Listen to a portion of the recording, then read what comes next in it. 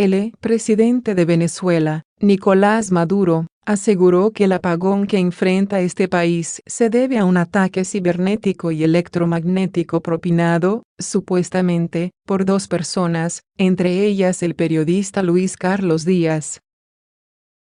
Frente a esta hipótesis, el ingeniero venezolano, Winston Cabas, aseguró en RCN Radio que es prácticamente imposible que se pueda hackear el sistema eléctrico venezolano, ya que se cuenta con un mecanismo de supervisión fuerte, que no necesita acceso a Internet.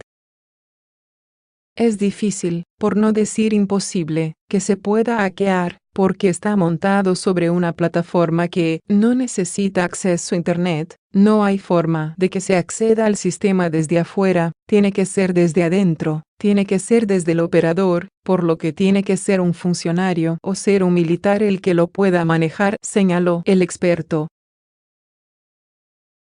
También agregó que este daño se debe a un incendio que se generó cerca a dos subestaciones, lo que sobrecalentó las líneas de tensión, afectando así el corazón de las redes de energía y generando una sobrecarga en el sistema que llevó al apagón.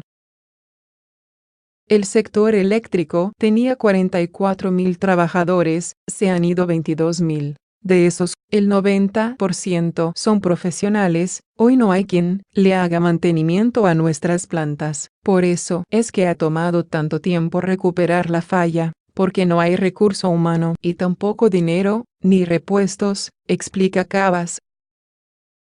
El ingeniero venezolano indicó que el sistema eléctrico de Venezuela era bastante fuerte, sin embargo, se ha venido deteriorando.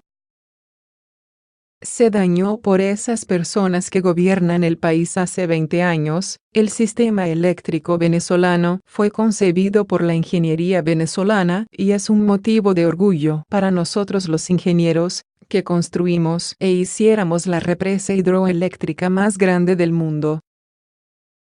También destacó que en Venezuela está ubicada la torre de transmisión más alta del mundo, con 350 metros de altura, y son, precisamente, todos estos logros de la ingeniería venezolana los que llevan al experto a desmentir la teoría de la que